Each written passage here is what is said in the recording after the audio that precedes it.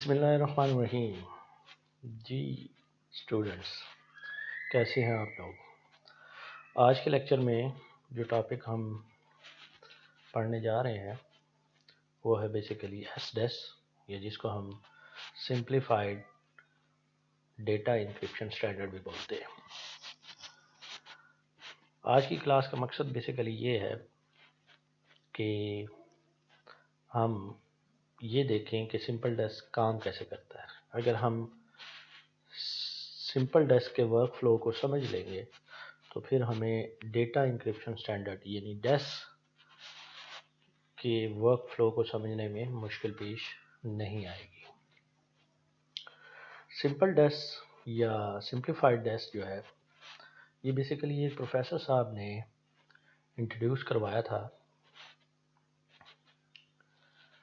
ताकि एक feasible example जो है वो क्लास में की जा सके।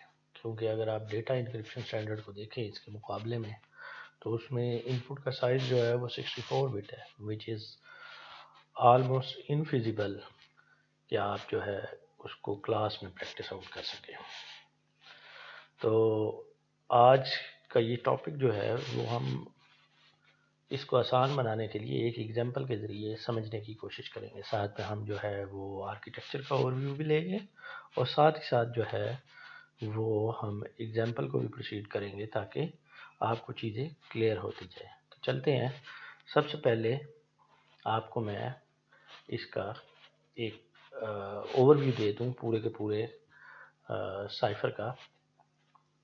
अब देखने में ये आपको बहुत गंभीर जो है वो स्ट्रक्चर लग रहा होगा, लेकिन ये इंशाल्लाह जैसे जैसे स्टेप बाय स्टेप हम इसको समझने की कोशिश करेंगे तो आपको बिल्कुल कोई इशू नहीं होगा और आप ईच एंड एवरी स्टेप जो है वो आपको क्लियर होता जाएगा इंशाल्लाह। तो इसमें हमारा जो फोकस होगा बेसिकली वो दो चीज़ों के ऊपर होगा। एक इंक्रिप्शन कैसे करते हैं। अगर आप इंक्रिप्शन की साइड को देखें तो उसमें बेसिकली 5 ऑपरेशन जो है वो इन्वॉल्व है। ठीक है, इनिशियल परम्यूटेशन है। ठीक है, उसके बाद एफ के जो कि एक की K1 सब की बेस पे जो है वो अप्लाई हो रहा है। उसके बाद जो है वो स्विचिंग का फंक्शन है जो कि दो जो बेसिकली स्ट्रिंग्स को लेके स्विच करेगा, लेफ्ट हाफ को राइट हाफ बनाएगा, राइट हाफ को लेफ्ट हाफ करेगा। उसके बाद दोबारा से एफ के जो है वो सब की K2 के बेस पे अप्लाई होगा और आखिर में जो इनिशियल परम्यूटेशन है उसका इन्वर्स लिया जाएगा। तो बेसिकली अगर हम इनको देखें तो काउंट करें तो ये टोटल जो है वो 5 ऑपरेशन बनते हैं और इसमें जो राउंड्स हैं वो बेसिकली 2 हैं। वो कैसे हमने अंदाज़ा लगाया, आप यहाँ पे गौर से देखें कि जो कीज़ हमने सब कीज़ जो है वो हमने प्रोड्यूस की हैं वो बेसिकली 2 हैं और वो बेसिकली एक सब की K1 जो है वो एक दफ़ा एफ के साथ जो है वो प्रोसेस करके एक आउटपुट जनरेट करती है और उस दूसरे राउंड में दूसरी जो सब की है K2 वो एफ के साथ प्रोसेस करके एक आउटपुट जनरेट करती है। ये डिटेल में हम इसे देखते हैं। उसके बाद अगर हम दरमियान में देखें जो कि हाईलाइटेड एरिया में आपको नज़र भी आ रहा होगा कि की जनरेशन के बेसिकली जो है फ़्लो को दिखाया गया है। की जनरेशन का फ़्लो जो है ओवरऑल अगर मैं कहूँ तो ये बेसिकली जो है वो 5 स्टेप्स पर मुश्तमिल है। इसमें जो की 1 जनरेट हो रही है वो बेसिकली पहले 3 स्टेप्स के बाद जो है इनपुट की के ऊपर पहले 3 स्टेप प्रोसेस करने के बाद ये परफॉर्म करने के बाद प्रोड्यूस हो रही है। और जो K2 है वो बुनियादी तौर पे आपको ऐसा लग रहा होगा कि उसके ऊपर जो है वो 2 ऑपरेशन हो रहे हैं, लेकिन अगर मैं ओवरऑल देखूं तो इसमें भी बेसिकली K2 प्रोड्यूस करने में 4 ऑपरेशन हो रहे हैं। 2 ऑलरेडी हो चुके हैं P10 इनपुट स्ट्रिंग के ऊपर, फिर लेफ़्ट शिफ्ट भी हो चुका। ठीक है, अगरचे यहाँ पे शिफ्ट लिखा हुआ है, ये मैं डिटेल में जाके आगे आपको बताऊंगा। और उसके बाद इस लेफ़्ट शिफ्ट की जो आउटपुट होगी वो एज एन इनपुट दूसरे शिफ्ट फंक्शन को दी जाएगी जहाँ पे दोहरा शिफ्ट जो है वो अप्लाई किया जाएगा और जो आउटपुट आएगी वो P8 को दी जाएगी। तो इन टोटल जो है वो अगर हम देखें तो 4 जो है वो ऑपरेशन K2 को प्रोड्यूस करने के लिए और बुनियादी तौर पे 3 स्टेप्स जो है वो K3 को जो है प्रोड्यूस करने के लिए इस्तेमाल हो रहे हैं। अब हम चलते हैं, सबसे पहले हम देख लेते हैं कि की जनरेशन जो है वो कैसे होती है। की जनरेशन प्रोसीजर इंतहाई आसान है, मैं स्टेप बाय स्टेप आपको समझाने की कोशिश करूंगा और इंशाल्लाह मुझे उम्मीद है कि आप इसको बड़ी आसानी से समझ लेंगे, कोई इतना ज़्यादा मुश्किल नहीं है। अगर आप राइट साइड पे मौजूद डायग्राम को देखें तो फिर आपको थोड़ा सा खौफ आएगा कि ये तो बहुत ज़्यादा कम्प्लेक्स है, लेकिन यहाँ पे मैं पहले उस डायग्राम का भी ओवरव्यू दे दूँ। होगा क्या बेसिकली कि यहाँ पे 10 बिट की इनपुट आएगी, ठीक है, जो कि एक फंक्शन P10 को मिलेगी। P10 जो है उसको 10 बिट्स मिली है यहाँ पे आपको। अब उसको हम दो हाफ में कन्वर्ट करेंगे, एक को हम जो लेफ़्ट हाफ कहेंगे, दूसरे को राइट हाफ कहेंगे। लेफ़्ट हाफ की जो 5 बिट्स हैं वो लेफ़्ट शिफ्ट फंक्शन को मिलेगी और इसी तरह राइट हाफ की भी लेफ़्ट शिफ्ट फंक्शन को मिलेगी। ये दोनों का अलग अलग दिखाने का मकसद क्या है कि दोनों हाफ के ऊपर अलग अलग शिफ्ट जो है वो परफॉर्म होगा, ठीक है। उसके बाद इसकी आउटपुट आएगी, हर एक 5 बिट के ग्रुप के ऊपर बेसिकली जब शिफ्ट परफॉर्म हो जाएगा तो उसकी आउटपुट जो है वो अब दो तरफ जा रही है। एक साइड तो उसकी की K1 की जनरेशन के लिए इस्तेमाल हो रही है और दूसरी जो है वो बेसिकली एज एन इनपुट दोहरे शिफ्ट की तरफ जा रही है। तो पहले हम K1 का तस्करा कर लेते हैं। जो इनपुट आएगी यहाँ पे लेफ्ट शिफ्ट परफॉर्म होने के बाद वो फिर P8 से गुजरेगी और P8 क्या करेगा, उन 10 बिट्स को यानी 5-5 बिट्स के ग्रुप को 8 बिट में कन्वर्ट करेगा, ठीक है। ये परम्यूटेशंस दी हुई हैं, परम्यूटेशन सीक्वेंस जो है वो हर एक के अगेंस्ट दिया हुआ है, ये मैं अभी बताता हूँ थोड़ी देर में। और उसके नतीजे में 8 बिट की पहली सब की जनरेट करेगा for round 1 which is K1, ठीक हो गया जी। उसके बाद अगर हम K2 की बात करें तो K2 वो जो लेफ़्ट शिफ्ट परफॉर्म करने के बाद जो आउटपुट आई थी वही आउटपुट जो है वो दोहरे लेफ़्ट शिफ्ट ऑपरेशन के पास जाएगी या फंक्शन के पास सॉरी जाएगी और वहाँ पे उस इनपुट स्ट्रिंग के ऊपर यानी 5-5 बिट की इनपुट स्ट्रिंग के ऊपर जो है वो दोहरा लेफ़्ट शिफ्ट परफॉर्म किया जाएगा और उसके नतीजे में जो आउटपुट आएगी वो फिर P8 से गुजारी जाएगी और P8 जो है 10 बिट को बेसिकली 8 बिट में कन्वर्ट करके एक नई की जनरेट करेगा विच विल बी की K2, ठीक हो गया जी। ये मैंने आपको पिक्टोरियल रिप्रेजेंटेशन के ज़रिए समझाने की कोशिश की है कि बेसिकली की जनरेशन ऑपरेशन जो है वो इन शॉर्ट है क्या, ठीक है। अब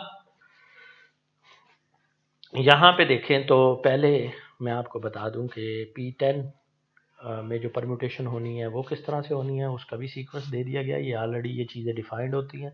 P8 में परम्यूटेशंस किस तरह से होती हैं ये भी आपको बता दिया गया है। आपने क्या करना है, आप यहाँ पे देखें तो हमने सबसे पहली रो में क्या लिखा है, बिट, और आगे उनका जो पोजीशन नंबर है वो दे दिया है, यानी बेसिकली जो है वो हर एक का इंडेक्स हमने बता दिया और इसमें हमने 0th इंडेक्स को शामिल नहीं किया। तो बेसिकली ये बिट की पोजीशन बता रहा है एक इनपुट स्ट्रीम के अंदर। तो ये हमने सीक्वेंस मेंशन कर दिया, ठीक है, 1 से लेके 10 तक कि हम 10 बिट का इस्तेमाल करेंगे।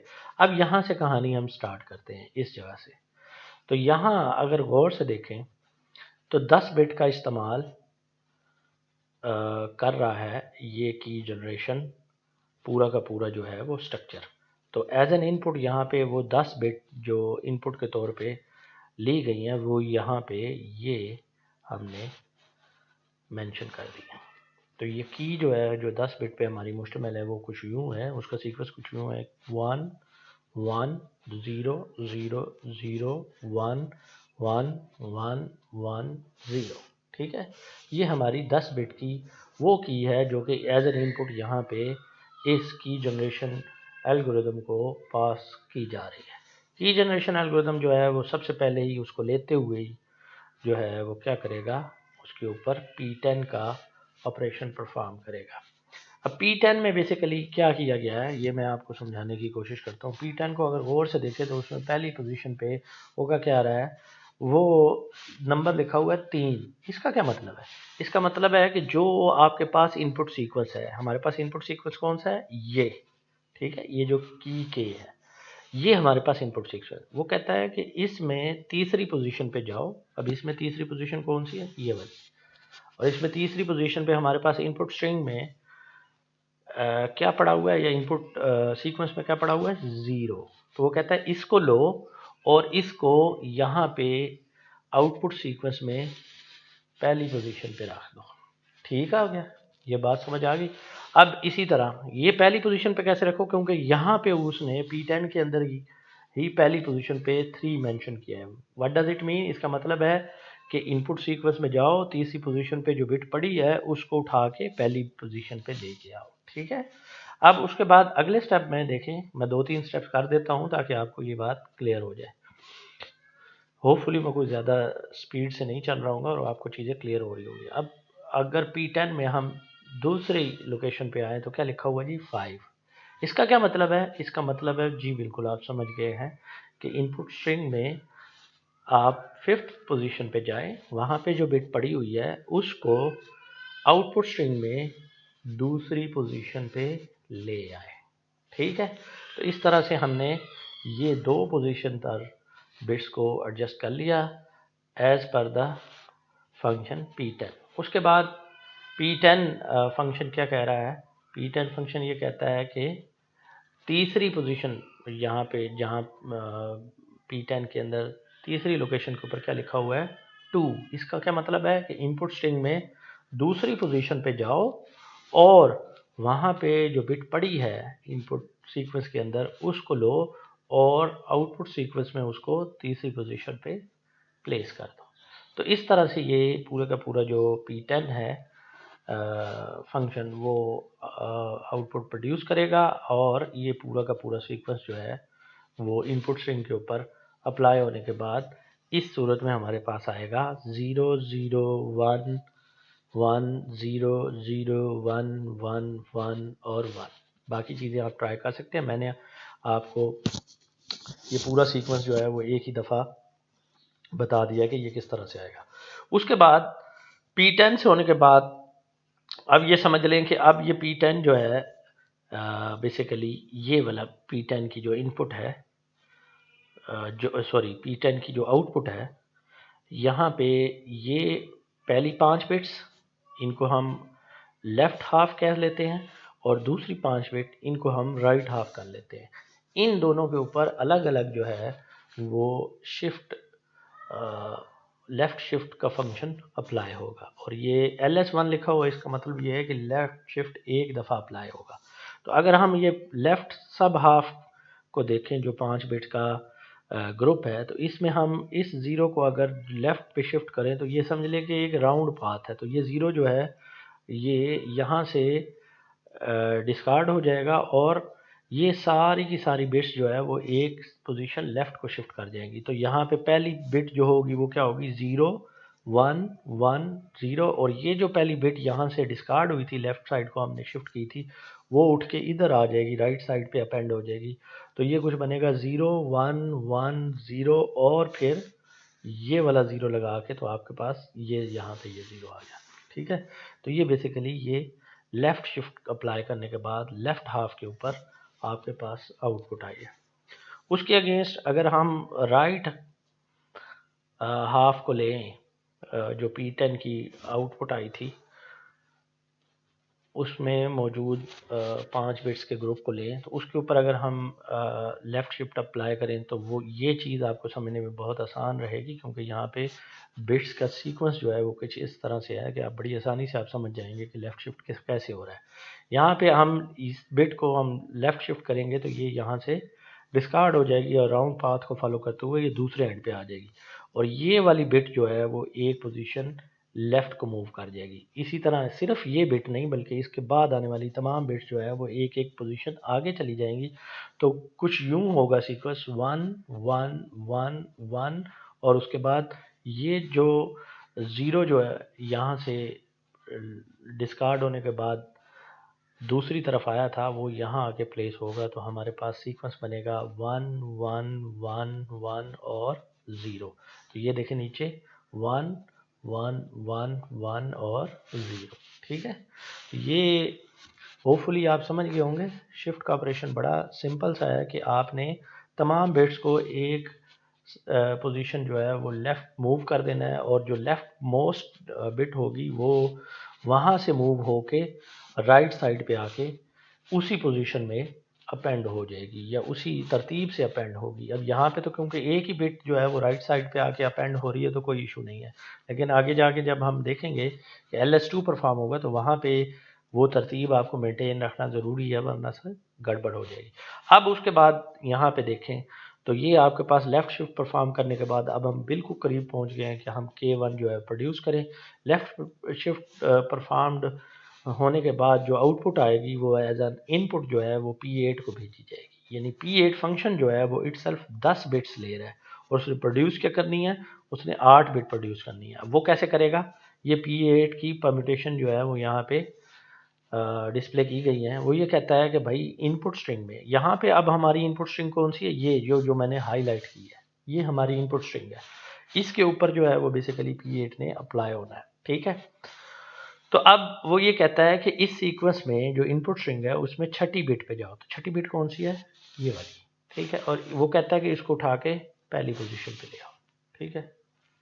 उसके बाद फिर वो यहाँ पे P8 के अंदर दूसरी पोजीशन, जो P8 ने अपनी जो पर्टिकुलर पोजीशन बताई होगी, बिट वहीं जाके आउटपुट सीक्वेंस में जाके लगेगी। अब P8 में अब गौर से देखें, दूसरी पोजीशन पे वो कह रहा है कि इनपुट स्ट्रिंग में, दूसरी पोजीशन की बात कर रहा है, इनपुट स्ट्रिंग में जाओ और तीसरी पोजीशन से बिट उठाओ। तीसरी पोजीशन से जी बिट उठा ली, कौन सी है जी, 1, ठीक है। और उसको दूसरी पोजीशन पे रख। क्यों, इसलिए कि मैंने दूसरी पोजीशन पे इस बिट को क्लेम करके कहा है कि आउटपुट स्ट्रिंग में इसको दूसरी पोजीशन पे रखो। अब तीसरी पोजीशन पे जो P8 में वैल्यू है वो क्या है जी, 7। तो जो आउटपुट स्ट्रिंग में जो वैल्यू अपडेट होगी वो कौन सी पोजीशन पे होगी, थर्ड पोजीशन पे। वो ये कहता है कि इनपुट स्ट्रिंग में जाओ, इनपुट स्ट्रिंग में गए जी, और वो कहता है कि सातवीं वैल्यू लो। सातवीं वैल्यू कौन सी है जी, ये 1, और इसको तीसरी पोजीशन पे प्लेस कर दो। इसी तरह इनपुट स्ट्रिंग में जाओ चौथी पोजीशन पे, चौथी पोजीशन पे जी क्या पड़ा है जी, 0, और इसको चौथी पोजीशन पे अपडेट कर दो।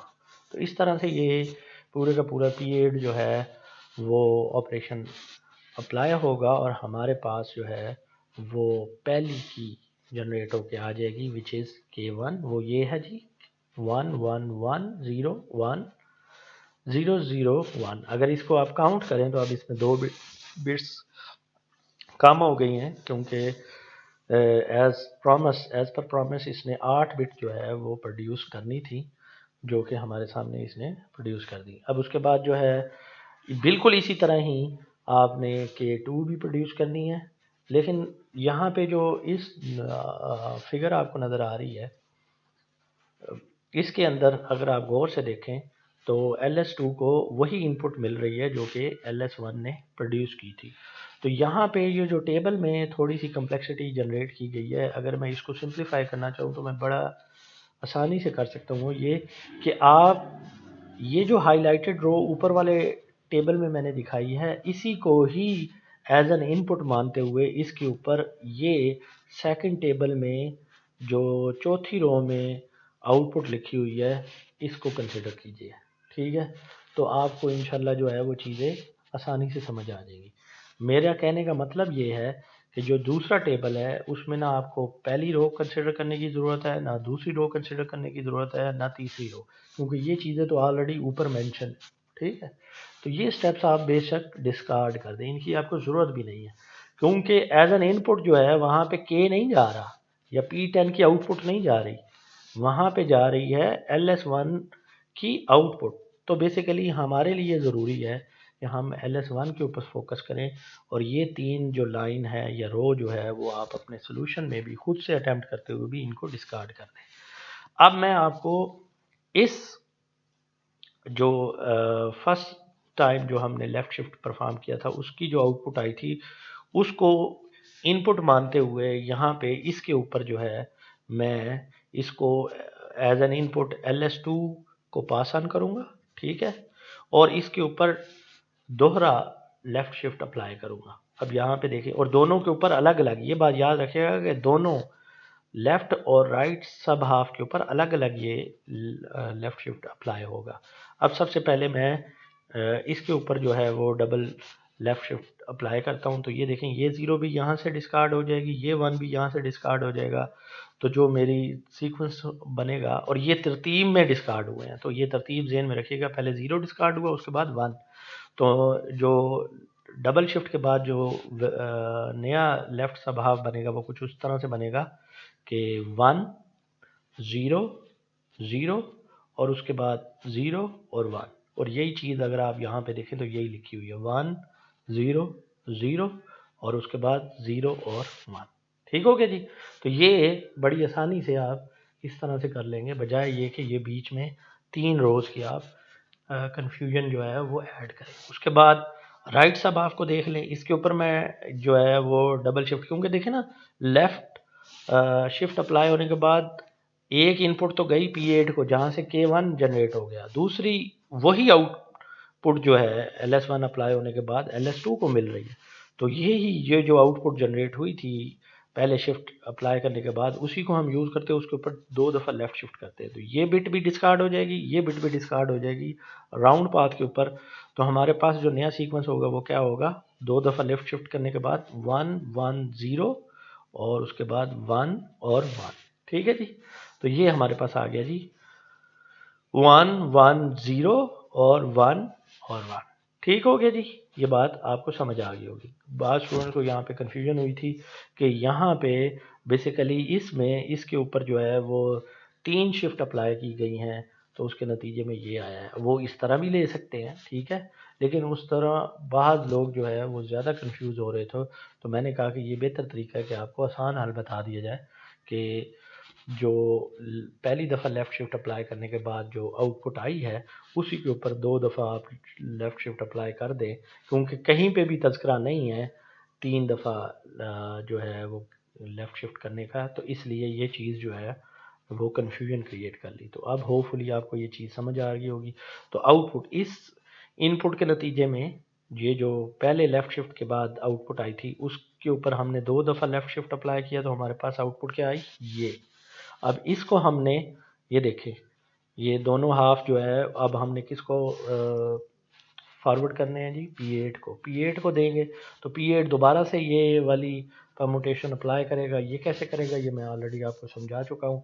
और उसके नतीजे में ये K2 की जो है वो जनरेट करेगा, विच इज़ 1 0 1 0 0 1 1 1।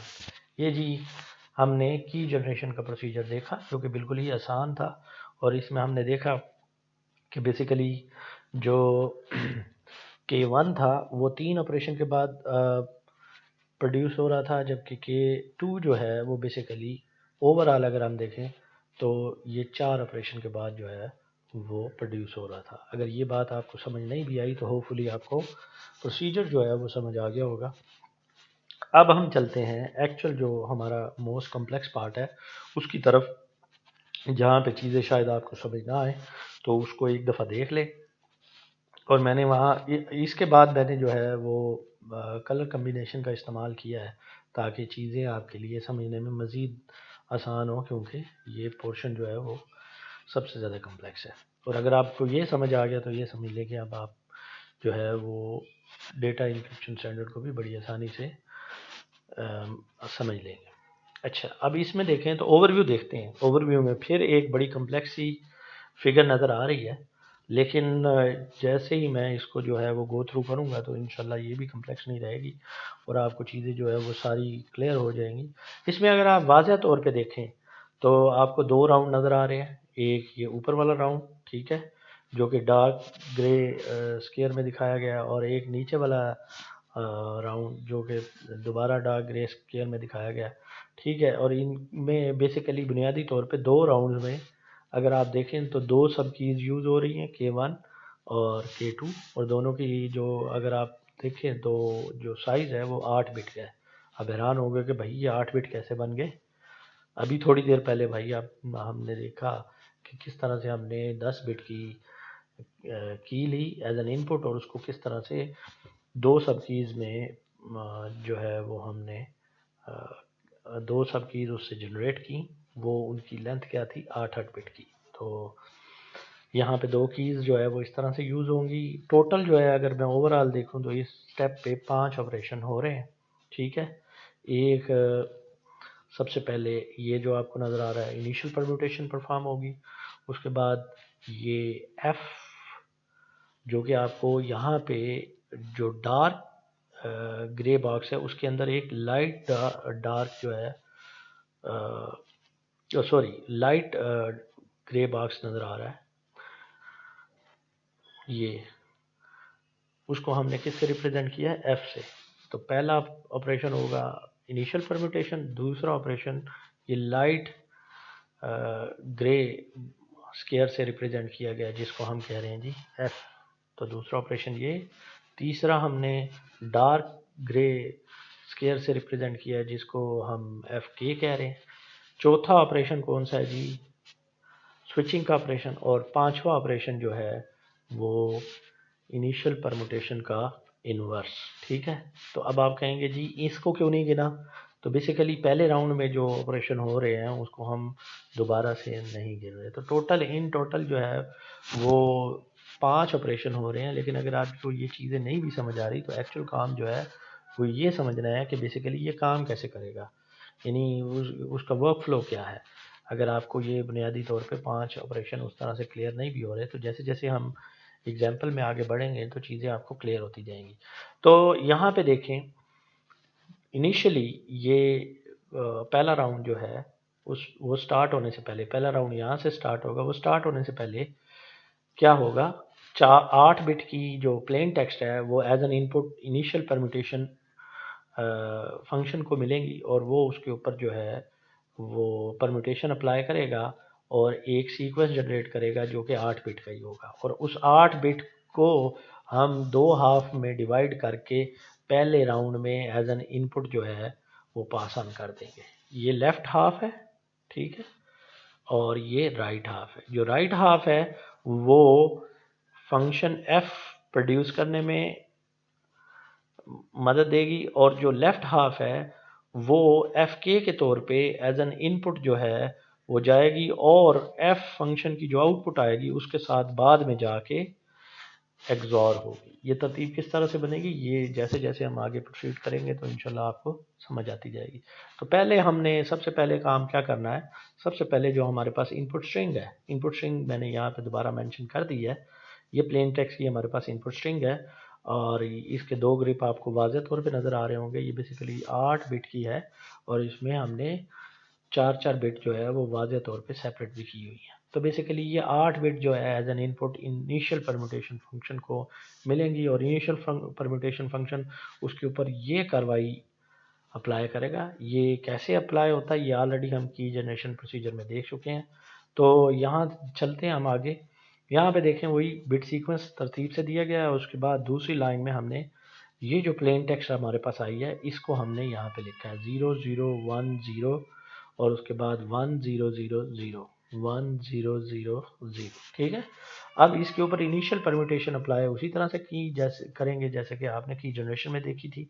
यहाँ पे देखें बस जो एक्चुअली जो यहाँ पे वैल्यूज़ हैं उनका डिफरेंस है, बाकी तो ये उसी तरह से है जिस तरह से हमने P10 अप्लाई किया था, ठीक है। सिर्फ उसमें इनपुट साइज़ का फ़र्क है और वैल्यूज़ का फ़र्क है, बाकी ऑपरेशन उसी तरह से है। तो क्या क्या रहा है कि भाई इनपुट स्ट्रिंग में जाओ, दूसरी पोजीशन पे वैल्यू लो। इनपुट स्ट्रिंग में गया जी मैं, दूसरी पोजीशन पे वैल्यू क्या है 0, वो कहता है इसको उठाओ और पहली पोजीशन पे ले आओ, ले आए जी। उसके बाद कहता है जी इनपुट स्ट्रिंग में जाओ और छठी पोजीशन पे जो वैल्यू पड़ी है उसको लो, ले लीजिए ये 0। और उसके बाद वो कहता है इसको दूसरी पोजीशन पे रख दो, ये जी। उसके बाद वो कहता है इनपुट स्ट्रिंग में तीसरी पोजीशन पे जाओ और वो वाली वैल्यू उठा के तीसरी ही पोजीशन पे प्लेस कर दो आउटपुट स्ट्रिंग में। तो ये जी हमने यहाँ से 1 उठाया और यहाँ पे रख दिया। उसके बाद ये कहता है जी कि इनपुट स्ट्रिंग में जाओ और पहली पोजीशन पे जो वैल्यू पड़ी है, पहली पोजीशन पे इनपुट स्ट्रिंग में क्या वैल्यू पड़ी है, 0। जी बिल्कुल 0। और इसको लो और इसको चौथी पोजीशन पे प्लेस कर दो। ठीक है, इसी तरह से फिर इनपुट स्ट्रिंग में चौथी पोजीशन पे जाओ विच इज़ 0 और इसको लेके पांचवी पोजीशन पे प्लेस कर दो। फिर इनपुट स्ट्रिंग में आठवीं पोजीशन पे जाओ, ये जी 0, और इसको आप छठी पोजीशन पे प्लेस कर दें। उसके बाद फिर इनपुट स्ट्रिंग में पांचवी पोजीशन पे जाएं, पांचवी पोजीशन पे क्या है जी 1, और इसको आप सेवन्थ पोजीशन पे प्लेस कर दें। और फिर उसके बाद last but not the least input string में सातवीं पोजीशन पे जाएं और वहाँ भी जो वैल्यू पड़ी हुई है उसको उठा के आप कहाँ पे रख दें जी, आउटपुट स्ट्रिंग में आखिरी पोजीशन पे। ठीक है, तो इस तरह से हमने इनिशियल परम्यूटेशन हमने अप्लाई कर ली है। अब ये जो इनिशियल परम्यूटेशन जो है, अब आप इसको गौर से अगर देखें तो आपको यहाँ पे थोड़ी सी कलर स्कीम नज़र आ रही होगी। ये कलर स्कीम मैंने इसलिए की है कि चीज़ें अब आपको आगे से अगले स्टेप्स पे, क्योंकि हमने इनको अलग अलग कर देना है, तो इसलिए चीज़ें आपके जहन में रहें और इस तरह से कन्फ्यूजन क्रिएट ना करें। जो येलो कलर है यहाँ पे, ये बेसिकली जो है वो लेफ़्ट सब हाफ को रिप्रेजेंट कर रहा है, और जो ग्रीन कलर है वो बेसिकली राइट सब हाफ को रिप्रेजेंट कर रहा है, जो एज एन इनपुट पहले राउंड को मिलेगी। और पहले राउंड में जाते ही यहाँ पे देखें, पहले राउंड में जो हमारा मेजर काम होगा वो सबसे पहले ये होगा कि हमने ये एफ़ को सॉल्व करना है। ठीक है, और एफ़ को सॉल्व करने के लिए जो हमें इस इनिशियल परम्यूटेशन की जो आउटपुट है उसमें सिर्फ हमें राइट सब हाफ चाहिए, लेफ़्ट सब हाफ उसमें हमें नहीं चाहिए। तो राइट सब हाफ जो है वो हम लेंगे। ठीक है, और वो हम एक एक्सपेंशन परम्यूटेशन फंक्शन को देंगे। ठीक है, तो सबसे पहले हम ये एफ़ को सॉल्व कर लेते हैं, और उसके बाद फिर जो इसकी आउटपुट आएगी उसको जो इनिशियल परम्यूटेशन की जो लेफ़्ट सब हाफ है, जिसको मैंने यहाँ पे येलो में शो किया है, उसके साथ एग्जॉर करेंगे। और एग्जॉर करने के नतीजे में जो आउटपुट आएगी, फिर उस आउटपुट को हम क्या करेंगे, आगे जाके स्विचिंग फंक्शन के ज़रिए जो है स्वैप कर देंगे। तो चलते हैं जी, यहाँ से इनिशियल परम्यूटेशन से हम जो है वो उससे राइट सब हाफ को लेते हैं, और सबसे पहले हम क्या करते हैं, इस एफ़ को जो है वो सॉल्व करने की कोशिश करते हैं। तो राइट सब हाफ में हमारे पास वैल्यूज़ क्या हैं जी, 0 0 1 0। ठीक है, अब यहाँ पे देखें तो ये आपको बेसिकली जो है वही फिगर दोबारा नज़र आ रही होगी यहाँ पे। तो ये मैंने इसलिए रखी है रेफरेंस के तौर पे, ताकि आपको चीज़ें जो है वो जहन में रहें, और चीज़ें जो है वो साथ साथ अगर आप इसको कंसल्ट भी करना चाहें तो साथ साथ कर सकें। उसके बाद मैंने एक्सपेंशन परम्यूटेशन फंक्शन को भी यहाँ पे जो है वो एलेबरेट कर दिया है, बता दिया है कि ये बेसिकली इसकी तरतीब कुछ यूँ होगी। नीचे आपको यहाँ पे जो S0 और S1 जो है, यानी S बॉक्सेस की जो वैल्यूज़ की तरतीब है, वो भी ये चीज़ें भी ऑलरेडी प्री डिफाइंड होती हैं। ये भी यहाँ पे आपको नज़र आ रही होंगी, जिसको आगे चल के हम जो जब हमने एस बॉक्स में वैल्यूज़ को इंसर्ट करना है तो उस वक्त ये चीज़ें मैं आपको यूज़ करके बताऊंगा। अब सबसे पहले क्या लेते हैं, स्टेप बाय स्टेप चलते हैं। राइट सब हाफ हमने लिया, राइट सब हाफ पे पहले हमने एक्सपेंशन परम्यूटेशन अप्लाई करनी है, यानी हमारे पास अब राइट सब हाफ की 4 बिट्स हैं। अब हमने उसको बढ़ा के 8 बिट का करना है, क्योंकि हमारे पास अगर आप देखें तो राइट साइड पे जो सब की आ रही है वो 8 बिट की है। तो हमने दोनों का यहाँ पे देखें तो बुनियादी तौर पे क्या करना है जी, एग्जॉर करना है। एग्जॉर तभी होगा जब दोनों सीक्वेंसेस जो हैं वो बराबर होंगे लेंथ में। ठीक है, तो उसके लिए हम क्या करते हैं कि जो 4 बिट आ रही हैं राइट सब half of in output of the initial permutation, उसको यहाँ पे हमने तरतीब दे के यहाँ पे लिखा 0 0 1 0, और अब इसी को लेके हमने पास ऑन किया ये एक्सपेंशन परम्यूटेशन। तो वो ये कहता है कि भाई इसी इनपुट स्ट्रिंग में जाओ, चौथी पोजीशन पे जो वैल्यू पड़ी हुई है उसको लेके आउटपुट स्ट्रिंग में पहली पोजीशन पे ले आओ, ये जी ले आए। ठीक है, उसके बाद वो ये कहता है कि यहाँ पे एक्सपेंशन परम्यूटेशन में दूसरी पोजीशन पे देखें तो क्या लिखा हुआ है 1। इसका मतलब है इनपुट स्ट्रिंग में जाओ, पहली पोजीशन पे देखो 0 पड़ा हुआ है तो इसको दूसरी पोजीशन पे ले आओ। फिर उसके बाद जो है एक्सपेंशन परम्यूटेशन में वो कहता है तीसरी पोजीशन पे 2। इसका मतलब है इनपुट स्ट्रिंग में दूसरी पोजीशन पे जाओ, जो वैल्यू पड़ी हुई है उसको तीसरी पोजीशन पे ले आओ। उसके बाद एक्सपेंशन परम्यूटेशन को देखें तो चौथी पोजीशन पे क्या पड़ा हुआ है 3। कहता है तीसरी पोजीशन पे जाओ इनपुट स्ट्रिंग में और जो वैल्यू पड़ी हुई है उसको उठा के चौथी पोजीशन पे ले आओ। उसके बाद यहाँ पे पांचवी पोजीशन में क्या वैल्यू पड़ी हुई है एक्सपेंशन परम्यूटेशन में 2। वो कहता है दोबारा दूसरी पोजीशन पे जाओ, जो वैल्यू पड़ी हुई है उसको उठा के अब आप पांचवी पोजीशन पे ले आए एंड सो ऑन। इस तरह से चलते चलते हमने ये 8 बिट जो है वो एक्सपेंड कर लेनी है। ठीक है, 8 बिट एक्सपेंड करने के बाद अब अगली रो में हमने कुछ भी नहीं किया। वो जो हमने K1 प्रोड्यूस की थी वो सिर्फ यहाँ पे हमने तरतीब से लिख दी है 1 1 1 0 1 0 0 1। ये देखें, अब आपको चीज़ें समझ भी आ रही होंगी। ये एक्सपेंशन परम्यूटेशन है, इसने 8 बिट प्रोड्यूस की हैं और ये आपको राइट साइड से सब की K1 जो है वो आती नज़र आ रही है। ये भी 8 बिट की है, ये दोनों एक्सॉर होंगी। अब एक्सॉर का ऑपरेशन जो है बड़ा सिंपल सा है। दोनों सीक्वेंसेस को आप लेंगे, अगर तो दोनों सीक्वेंसेस में जो करस्पॉन्डिंग बिट्स हैं वो सेम होंगी तो आउटपुट क्या आएगी 0, और अगर वो डिफरेंट होंगी तो आउटपुट क्या आएगी 1। तो ये देखें, ये 0 है ये 1 है तो आउटपुट क्या आई 1। ये 0 है ये 1 है डिफरेंट है 1। ये 0 है ये 1 है डिफरेंट है 1। ये 1 है ये 0 है डिफरेंट है दोनों इनपुट, तो ये क्या है जी 1। ये 0 है ये 1 है, दोनों इनपुट जो है वो डिफरेंट है तो यहाँ पे क्या आ गया 1 1 0 1। अब यहाँ पे देखें 0 और 0 दोनों इनपुट वैल्यू जो है वो क्या है, वो अल्लाह भला करे सेम है, तो इसलिए आउटपुट क्या आएगी 0। ठीक है, अब आगे चलते हैं तो नेक्स्ट जो है वो आपके पास दो वैल्यूज़ हैं जो इनपुट स्ट्रिंग में, वो 0 और 1। ठीक है, उन दोनों को एग्जॉर करेंगे तो ऑब्वियसली क्या आएगा, क्योंकि ये डिफरेंट वैल्यूज़ हैं तो क्या आ जाएगा यहाँ पे 1। तो ये बेसिकली हमने एग्जॉर करवा लिया। अब हम यहाँ पे पहुँचे हैं, अब आगे हमने क्या करना है, दो हाफ्स में इसको कन्वर्ट करना है। एक जो लेफ्ट सब हाफ है 4 बिट्स का वो जाएगा S0 एस बॉक्स में से गुजरेगा, और दूसरा 4 बिट का जो राइट सब हाफ है वो गुजरेगा जी S1 से। और वो दोनों इंटरेस्टिंगली वो दोनों जो है वो दो दो बिट्स जो है वो एज एन आउटपुट जो है वो जनरेट करेंगे। ये कैसे, सबसे पहले तो ये देख ले कि ये मैंने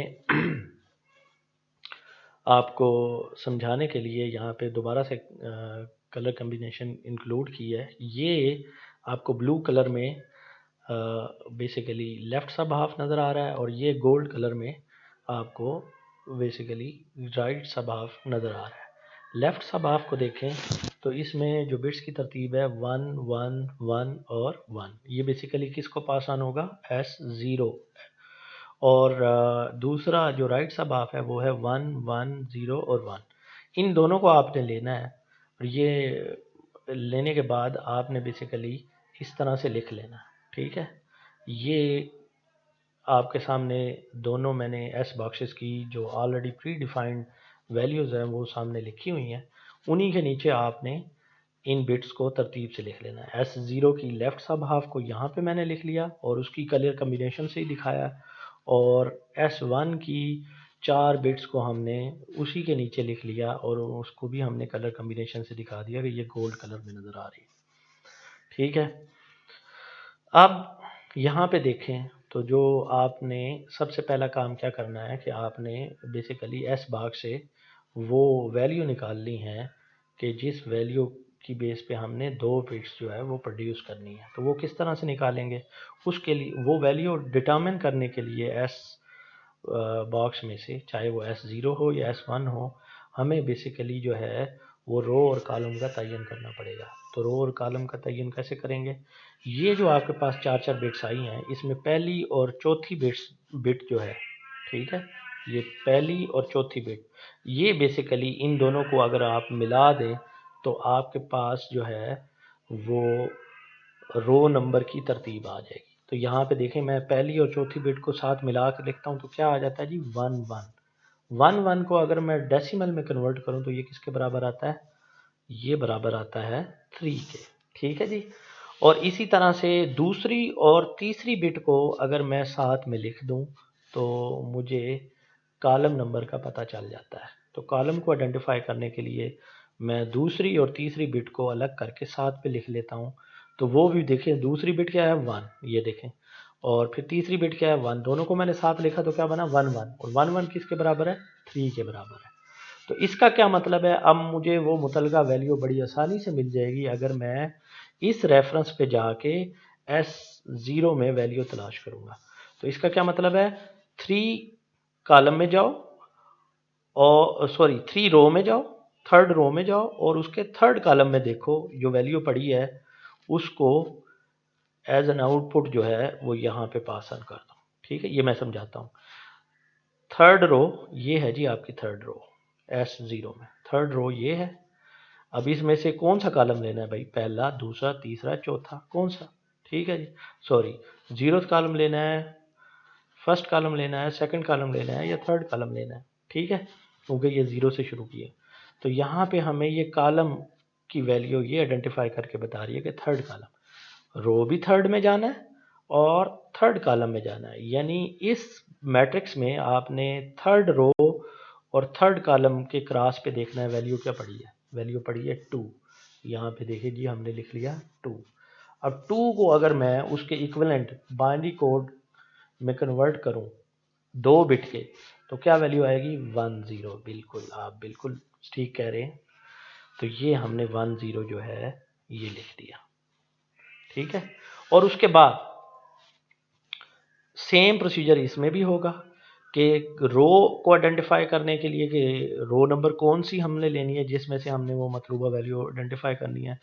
तो हमने पहली और चौथी वैल्यू को साथ लिख लिया। पहली और चौथी वैल्यू क्या है 1 1। ठीक है, तो इसके नतीजे में हमारे पास जो डेसिमल वैल्यू आएगी वो क्या होगी 3। यानी हमने थर्ड रो में बेसिकली जाके आइडेंटिफाई करना है। लेकिन कॉलम कौन सा भाई, कॉलम तो बता दो। तो कॉलम आइडेंटिफाई करने के लिए हम ये जो 4 बिट हमने यहाँ से लाई थी, इसमें दूसरी और तीसरी बिट को देखना है, वो हमने तरतीब से यहाँ लिखनी है। तो ये इसका डेसिमल इक्विवेलेंट क्या बनता है 2। तो अब क्या हुआ, क्या मतलब हुआ इसका, कि हमने जो वैल्यू आइडेंटिफाई करनी है, जो वैल्यू लोकेट करनी है, जो वैल्यू सॉरी जाके फाइंड आउट करनी है, वो थर्ड कॉलम और थर्ड रो और सेकंड कॉलम में जो वैल्यू पड़ी हुई है उन दोनों के क्रॉस पे वो वाली वैल्यू लेनी। अब थर्ड रो और सेकंड कॉलम के क्रॉस पे वैल्यू क्या पड़ी हुई है जी 0। तो 0 ले लिया। अब 0 को 2 बिट के बाइनरी इक्विवेलेंट में कन्वर्ट करें तो बेसिकली हमारे पास जो स्ट्रिंग आती है वो क्या आती है 0 0, जो कि मैंने यहाँ पे लिख दी। देखें वही कलर स्कीम मैंने यूज़ की है। इसने हमें 2 दिया, तो 2 की बाइनरी इक्विवेलेंट 2 बिट में क्या आता है 1 0, और इसने हमें 0 प्रोड्यूस करके दिया, तो यहाँ उसका 2 बिट इक्विवेलेंट बाइनरी में क्या बना 0 0। ये तो बेसिकली डेसिमल वैल्यूज थी ना, उसको बाइनरी इक्विवेलेंट में हमने कन्वर्ट कर लिया। तो ये हमारे पास आ गई जी एस बॉक्स की आउटपुट 2 बिट की सूरत में। होपफुली आपको समझ आ गया होगा। अब ये 2 बिट जो है वो P4 को एज एन इनपुट मिलेगी, तो उसके ऊपर P4 अप्लाई होगा। P4 की जो परम्यूटेशन है वो यहाँ पे बड़ी आसानी से बताई गई है। ठीक है, तो यहाँ पे देखें वो P4 वो कहता है जी इनपुट स्ट्रिंग में जाओ, दूसरी पोजीशन पे देखो, दूसरी पोजीशन क्या है जी 0, उसको पहली पोजीशन पे ले आओ। फिर इनपुट स्ट्रिंग में जाओ, चौथी पोजीशन पे देखो, चौथी पोजीशन पे क्या है जी 0 0, यहाँ पे दूसरी पोजीशन पे आ गया। फिर इनपुट स्ट्रिंग में जाओ, तीसरी पोजीशन पे देखो, तीसरी पोजीशन पे भी 0 है इनपुट स्ट्रिंग में, तो यहाँ पे क्या आ जाएगा 0। फिर इनपुट सीक्वेंस में जाओ, पहली पोजीशन पे देखो, पहली पोजीशन पे क्या पड़ा हुआ है जी 1, और इसको यहाँ पे 1 को इस तरह से। तो ये हमने इस f की, ये जो इंटरनल आपको मैंने बताया था लाइट ग्रे स्केयर है, इसकी आउटपुट हमने 4 बिट की जो है वो प्रोड्यूस कर ली, और इसको हम क्या कह रहे हैं जी f, और वो क्या है जी 0 0 0 1। ठीक है, इसको मैं एक कलर दे देता हूँ, कलर असाइन कर देता हूँ विच इज़ रेड। ठीक है, तो अब आप नीचे ज़रा आए तो हम जो है वो f के बड़ी आसानी से मालूम कर सकते हैं with the help of this colour combination, कि हमने बेसिकली करना क्या है कि जो वो लेफ़्ट सब हाफ था, यहाँ पे जो लेफ़्ट सब हाफ ये जिसको मैंने येलो किया था इनिशियल परम्यूटेशन का, लास्ट स्लाइड पे आपने देखा भी था, उसको मैंने यहाँ पे मेंशन कर दिया। उसको मैंने एक्सॉर किया किसके साथ, ये जो आउटपुट आई है एफ की, ये देखें ना, ये लेफ्ट हाफ आ रहा है जिसको मैंने येलो से रिप्रेजेंट किया है, और इस फंक्शन एफ की जो आउटपुट आई है उसको मैंने किससे रिप्रेजेंट किया है, रेड से। दोनों का एग्जार होना है यहाँ पे, ये देखें यहाँ पे दोनों का एग्जार हो रहा है। कामा, कामा के बाद हमने राइट सब हाफ, वो हमने जो इनिशियल परम्यूटेशन के बाद जो वैल्यू थी वो एज इट इज़ ही हम ले आए हैं। तो जो राइट सब हाफ है उसको देखें तो हम एज इट इज़ यहाँ पे ले आए। इन दोनों का एग्जॉर होगा तो ये हमारे पास वैल्यू आएगी 0 0 1 1, और राइट सब हाफ को हमने एज इट इज़ ही यहाँ पे लिख दिया। ठीक है, ये जी हमारे पास यहाँ पे आने के बाद हमारे पास लेफ्ट सब हाफ की वैल्यू भी आ गई, विच इज़ यहाँ से हमें क्या मिल रहा है जी 0 0 1 1, और यहाँ से ऊपर से जो इनिशियल परम्यूटेशन के बाद जो राइट सब हाफ की वैल्यू आ रही थी एज इट इज़ वो क्या आ रही है जी 0 0 1 0। ठीक है जी, अब इसको हमने स्विचिंग फंक्शन में से गुजारना है, जो कि बेसिकली क्या कर देगा, दोनों 4 बिट की स्ट्रिंग्स को स्वैप कर देगा। ठीक है, लेफ्ट को राइट कर देगा और राइट को लेफ्ट कर देगा। तो अब देखें ये आपको 0 0 1 1 जो है वो येलो में नज़र आ रहा है, यानी लेफ्ट सब हाफ में, तो ये अभी आपको ग्रीन में नज़र आएगा। ये देखें ये नीचे जो है ये आपने उसको राइट ग्रीन कर दिया और राइट सब हाफ बना दिया, और यहाँ पे जो आपको ग्रीन में नज़र आ रहा था राइट सब हाफ, वो हम आपको अब आप यहाँ पे देखें तो स्विचिंग फंक्शन अप्लाई होने के बाद उसको हमने येलो कर दिया है, यानी ये अब हमारा लेफ्ट सब हाफ बन गया है।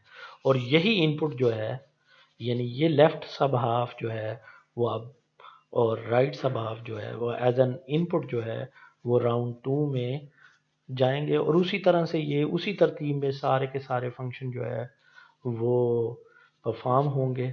और इसको मैं रिपीट नहीं करूँगा क्योंकि ये चीज़ें मैं ऑलरेडी आपको इस सीक्वेंस में बता चुका हूँ। तो चलते हैं एंड में कि हम इनिशियल परम्यूटेशन का इन्वर्स कैसे अप्लाई करेंगे।